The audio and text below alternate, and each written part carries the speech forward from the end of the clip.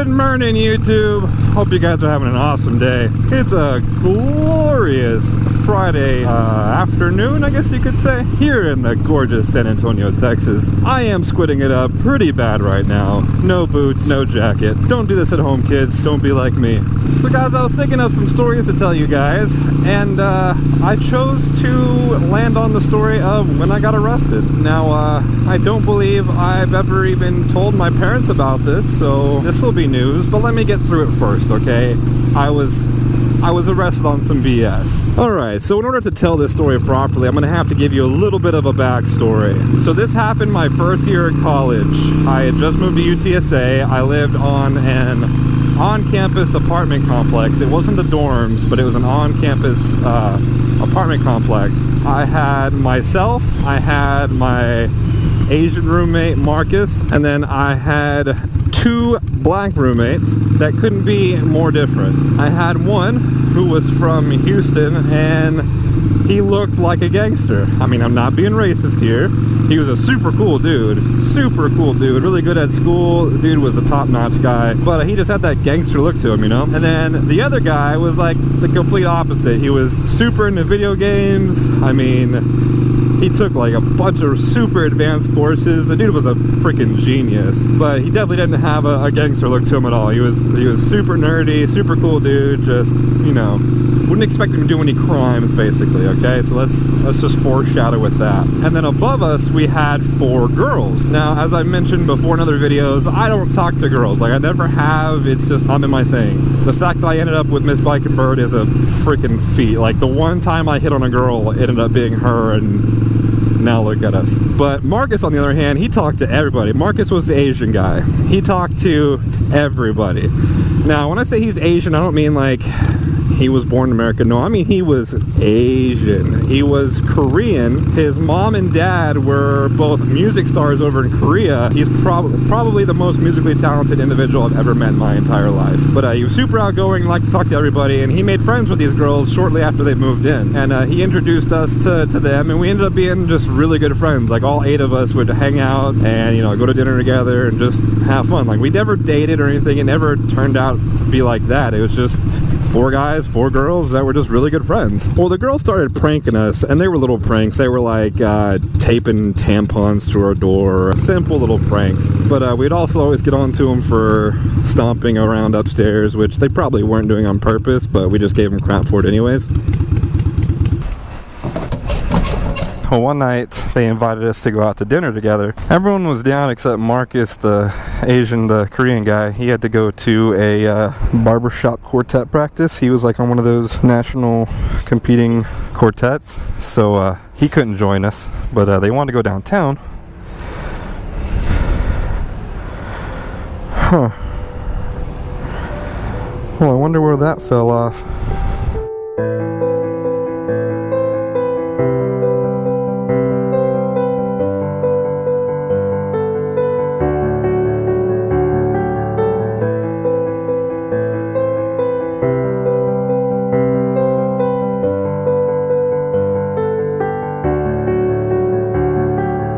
I really should have fixed that when I had a chance.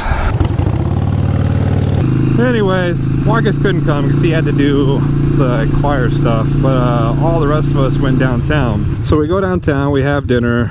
We ended up taking 2 different cars. The guys went in one, the girls went in the other. And before we left downtown, they said, hey, we gotta go get one of their cars at someone else's house, so we'll just meet y'all at the apartment. We're like, all right, cool. So I knew we were gonna have some time at the apartment before they got there, so it was a perfect time for me to put into action my plan I had devised to get them back for the little pranks. Of course, in typical me fashion, I was like, I'm gonna go all out. I'm gonna make it like to where they never want to prank us again. Well, I have some pretty good Photoshop skills, so what I did was I went on to the UTSA website and found a citation, like a ticket template, and I made like a fake ticket of a noise violation. Remember how I said they were always super noisy? It was like a $500 charge, and at the bottom I put, if you have any questions or concerns or believe this was left in error, please call, and then I put a phone number. That phone number was to a sex line. So the plan was supposed to go, they see that, they think it must be an error, call that number, get a sex line, realize it's a joke. Ha ha ha, no big deal, everyone goes home happy. Nay, nay, that's not how it happened at all. Right when we got home, I ran upstairs and left that fake ticket on the door. It was not maybe 5-10 minutes later, I hear them going up the stairs. We're like, oh cool, so we go up there, and like we're just kind of sitting by the window, and we hear them like, what is this? No, this can't, no. And I hear him come downstairs, and I expect to hear a knock on the door, like, is this you guys? Like, ha ha ha. But then I hear a man's voice, not one that I recognize. So I go to my room and I peek out, and there's a freaking UTSA police officer right there. I mean, this isn't a matter of like a minute or two. It's not like they called the cops and the cops showed up. The cop was just there, and I see him holding the ticket. I'm like, oh, I need to put a stop to this right now before it gets out of hand. So I'm going to open the front door to go talk to him when all of a sudden I get a knock. So I open the door, and it's 2 other police officers, and I see him. I'm like, and I say the stupidest shit you can say to a cop.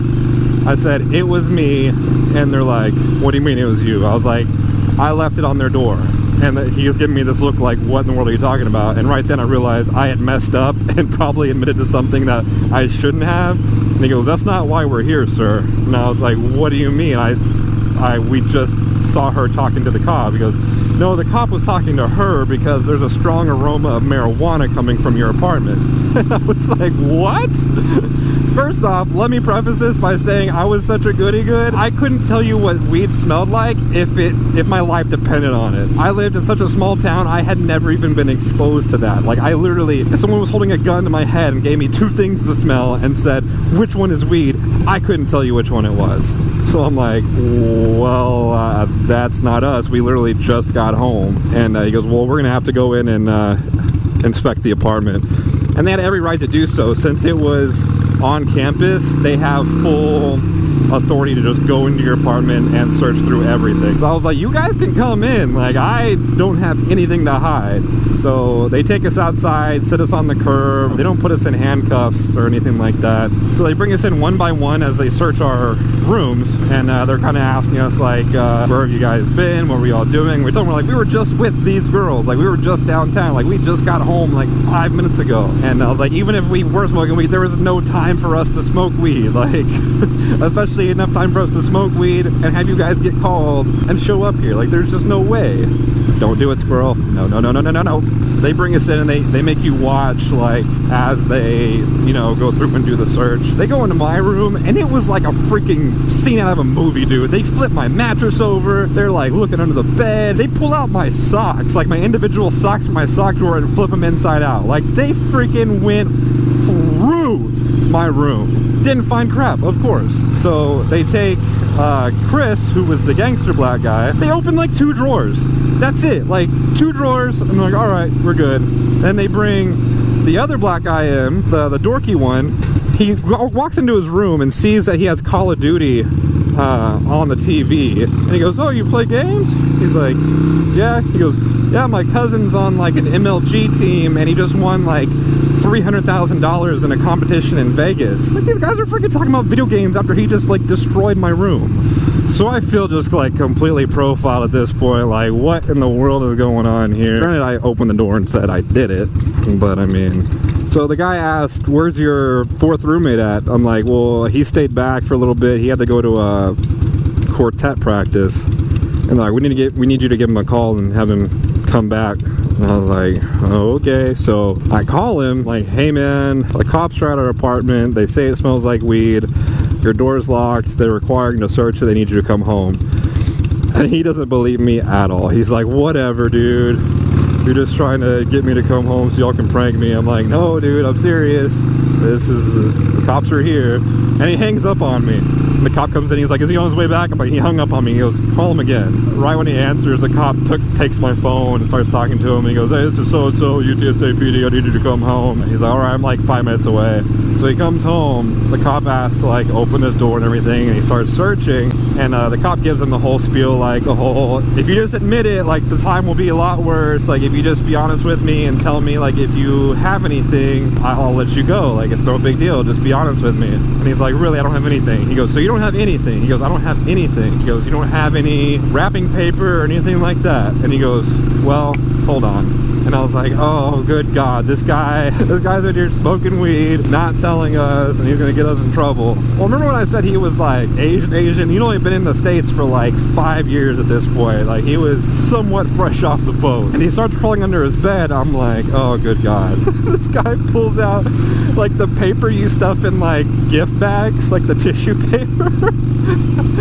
And he goes, I have this. He heard wrapping paper, and he knows like wrapping paper is like for the birthday presents, so he thought like that might be something they were looking for. And the cop just kind of looks at him, and you could tell like he almost cracked up, like he almost lost it. And he's like, all right, we're done here. So they go to walk out, and I'm thinking like, okay, cool, like they forgot about the freaking ticket. And right when the head guy's walking out, the other guy like hands it to him. I was like, oh good God. They come in and they ask me if I did that, and I go, yeah. So they pull me outside. At this point they do put me in handcuffs, and they pretty much booked me on impersonation of an officer, even though I sat there and pleaded to them, telling them it was a joke. They knew it was a joke. There was no way for anyone to get hurt from that. Like it's not like I was saying like it's a $500 fine, you must mail it to this address. No, there was a phone number. The only phone number on there was the freaking sex line. Like there was no other address or any form of communication to where it could have been like, you know, me really trying to screw someone over. But they didn't want to hear it, so they take me to their little UTSA PD office, which is funny because the guy was like, we're gonna take you downtown. And I was like, the first thing in my mind was, damn it, I just came from downtown. But they really meant like the campus police office. So I was only there for like a couple hours. They had to call like the RA of the apartment complex, which thank God I was really good friends with, because she pretty much just like bent over backwards to get me out of there and get everything pushed over to the judicial affairs office for the campus. She did warn me like, you could very well possibly get expelled for this. So I'm freaking out. I'm like, good God, like my parents are gonna freaking kill me. Like I get expelled for something stupid like this. So a couple days go by waiting to hear back from judicial affairs, and the RA calls me back into her office, and I walk in and she does not have a happy look on her face at all. Oh good God, this is worst case scenario. So I walk in there and she pretty much like just kind of like, well, I don't have the best of news. Okay, well what is it? And then she starts smiling. She goes, I'm just kidding. I was like, no. Apparently she went and talked to the judicial affairs office and showed them, and she vouched for me, saying like I was a model tenant and I always participated in the little get-togethers, and all the RAs loved me and everything like that. So shout out to her, man. She got me out of some deep shit.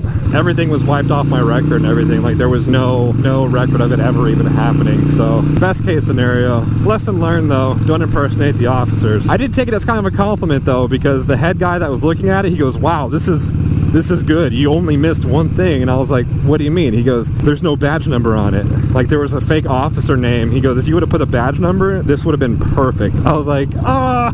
But I mean, I guess that's a good thing in this case. Well guys, I hope you enjoyed my story today about how I got arrested. Have you ever been arrested? Let me know down there in the comments. Other than that, if you guys like this video, go and hit that like button. If you haven't already, go ahead and punch that subscribe button. And as always, thank you for watching, and I'll see you guys next time.